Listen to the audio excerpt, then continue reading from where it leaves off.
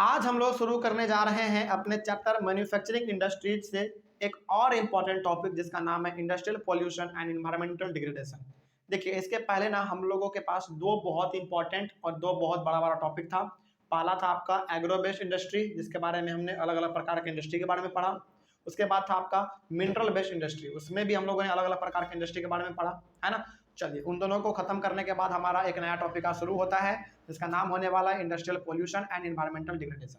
देखिए, आपने ना एग्रो बेस्ड इंडस्ट्री में और मिनरल बेस्ड इंडस्ट्री में अलग अलग प्रकार के इंडस्ट्री के बारे में आपने पढ़ा, ठीक है। किस प्रकार से वो काम करता है, कितना उनका जीडीपी में कंट्रीब्यूशन है, वो कहाँ कहाँ में पाया जा रहा है, वो काम कैसे करता है, तमाम चीज़ों के बारे में आप पढ़ चुके हैं। अब इतना कुछ पढ़ने के बाद आप मेरे एक सवाल का जवाब दीजिए कि इतना कुछ वो प्रोड्यूस कर रहा है, ठीक है, इतने बेहतर तरीके से वो काम कर रहे हैं सारे के सारे इंडस्ट्री अपने अपने फील्ड में, तो क्या वो पॉल्यूशन क्रिएट करेंगे कि नहीं करेंगे? बिल्कुल करेंगे। तो उसी चीज़ों के बारे में हम लोग आज बात करने वाले हैं कि किस प्रकार से हमारे इंडस्ट्री पॉल्यूशन क्रिएट कर रहा है और किस प्रकार से वो हमारे इन्वायरमेंट को खराब कर रहा है। तो टॉपिक का नाम है बेसिकली इंडस्ट्रियल पॉल्यूशन, मतलब कि इंडस्ट्री किस प्रकार से पॉल्यूशन क्रिएट कर रहा है और हमारे इन्वायरमेंट को वो कैसे डिग्रेडेट कर रहा है, मतलब कि वो किस प्रकार से खराब कर रहा है, इसी के बारे में हम लोग पढ़ेंगे। तो शुरू करते हैं। लिखा हुआ है industries are responsible for 4 types of pollution. तो अधिकतर बेसिकली हमारा जो इंडस्ट्री है वो 4 प्रकार के पॉल्यूशन के लिए रिस्पॉन्सिबल है, उन्हीं के द्वारा सबसे ज़्यादा फैलाया जाता है पॉल्यूशन। वो कौन कौन सा पॉल्यूशन है? देखिए, air pollution, water pollution, land pollution. Land pollution में ही हम लोग पढ़ेंगे थर्मल पॉल्यूशन के बारे में, तो हमने यहाँ पे एक ही साथ इसको लिख दिया है। And noise pollution. बेसिकली हम लोग यदि बात करें तो air pollution, water pollution, land pollution और नॉइज पॉल्यूशन, ये 4 ऐसे पॉल्यूशन हैं जो कि हमारे इंडस्ट्री फैलाते हैं, ठीक है। चलिए आगे बढ़ते हैं फिर। तो इसमें से हमारा जो पहला टाइप था वो उसके बारे में हम लोग पढ़ लेते हैं, वो है हमारा एयर पॉल्यूशन। चलिए देखा जाए ध्यान से, एयर पॉल्यूशन के यदि बारे में बात किया जाए तो लिखा हुआ है air pollution is caused by gases such as sulphur dioxide and carbon monoxide which is produced by various industries.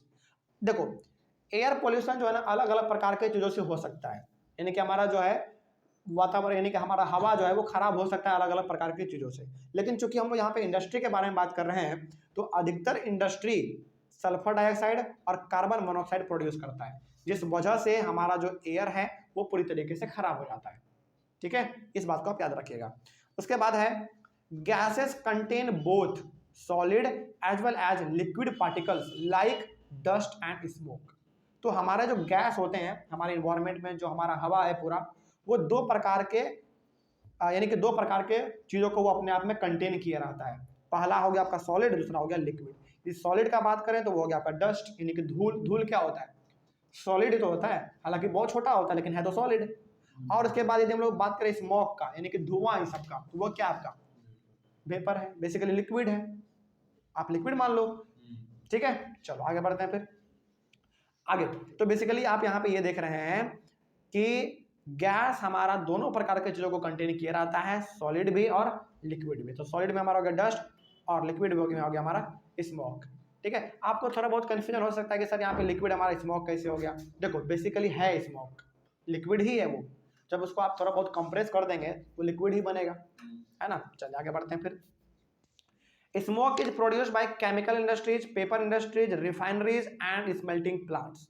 लेकिन यदि हम लोग पार्टिकुलरली यदि हम लोग बात करें स्मोक के बारे में, यानी कि धुआं के बारे में यदि हम लोग बात करें, तो धुआं सबसे ज़्यादा प्रोड्यूस कौन करता है? वो है आपका chemical industry, paper industry, refineries और स्मेल्टिंग प्लांट। स्मेल्टिंग प्लांट का मतलब क्या?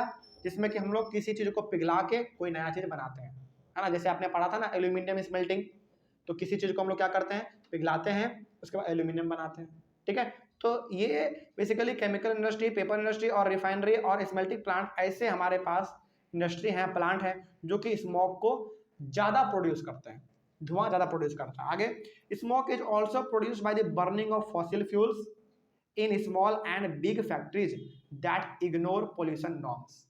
स्मोक और भी अलग अलग प्रकार की चीज़ों से फैलता है। जैसे यदि आप फॉसिल फ्यूल को जलाएंगे, यानी कि कोयले को, पेट्रोलियम को, उसके बाद फिर लकड़ी को, गोईठे को, इन सब चीज़ों को यदि आप जलाएंगे तो ऑब्वियस सी बात है उससे धुआं निकलेगा, है ना। तो ये धुआं निकालने का जो काम है स्मॉल लेवल पे भी किया जाता है और बड़े लेवल पे भी किया जाता है, यानी कि फैक्ट्री करते हैं बेसिकली। और ऐसा क्यों हो रहा है? क्योंकि वो पॉल्यूशन के नॉर्म्स को नहीं जान रहे हैं, इग्नोर कर दे रहे हैं। हालांकि जानते तो हैं लेकिन मानते नहीं है। तो पॉल्यूशन के ऊपर भी जो है ना अलग अलग प्रकार का कानून है ना। तो कानून तो बना हुआ है लेकिन क्या कोई भी फैक्ट्री उसका पालन करता है? नहीं करता है। लेकिन जब एक बार उसके ऊपर एक्शन होता है तो फटाक से पालन करने लगता है ना। तो वही बात यहाँ पे लिखा हुआ था। आगे बढ़ते हैं। लेकिन मेरा ये मानना है कि यदि अच्छी तरीके से उसका पालन किया जाए कि पोल्यूशन को लेकर क्या क्या रूल्स एंड रेगुलेशंस हैं उसको यदि पालन किया जाए तो ऑब्वियस सी बात है हमारा जो एयर पोल्यूशन है वो खत्म हो सकता है। ठीक है, आगे बढ़ते हैं। Toxic gas can be very dangerous with long term effects. देखिए अब चूंकि इतने प्रकार के इंडस्ट्री हमारे पास हैं तो ऑब्वियस सी बात है बहुत जहरीला जहरीला गैस वो लोग प्रोड्यूस करते हैं, है ना। और वो जहरीला गैस हो सकता है कि कुछ समय के लिए आपको लगे कि चलो गैस ही तो है, खत्म हो जाएगा, लेकिन यदि आप उसको लगातार आपके सामने यदि वो फैल रहा है तो आगे चल के आपको बहुत ही समस्या का सामना करना पड़ सकता है।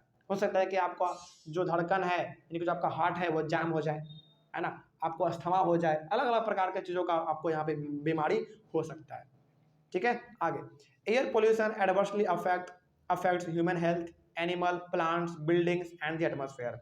तो चाहे कोई भी हो, चाहे वो हमारा ह्यूमन का हेल्थ हो, स्वास्थ्य हो आदमी का, चाहे एनिमल हो, प्लांट हो, बिल्डिंग हो, चाहे हमारा एटमॉस्फेयर यानी कि वातावरण हो, कोई भी चीज़ हो, पॉल्यूशन तो पॉल्यूशन ही रहेगा, उसको वो खराब करेगा ही करेगा। तो ये सारे समस्याएं हैं जिससे कि हमारा एयर पॉल्यूशन होता है। तो ऑब्वियस सी बात है इस पर थोड़ा सा हम लोगों को सोचने का यानी कि सोचने के बारे में हम लोगों को इसके ऊपर सोचना चाहिए, टाइम देना चाहिए, तभी जाके हमारा एयर पॉल्यूशन खत्म हो पाएगा। ठीक है, केवल इंडस्ट्री का होना, सामानों को बना देना बहुत बड़ी बात नहीं है, उसके ऊपर कंट्रोल भी होना चाहिए, है ना। इन्वायरमेंट को साफ रखना भी हमारा ही जिम्मेदारी है। चलिए, तो ये हो गया हमारा एयर पॉल्यूशन। अगले वाले क्लास में हम लोग डिस्कस करेंगे वाटर पॉल्यूशन के बारे में। ठीक है, चलिए मिलते हैं अगले वाले क्लास में। Thank you very much.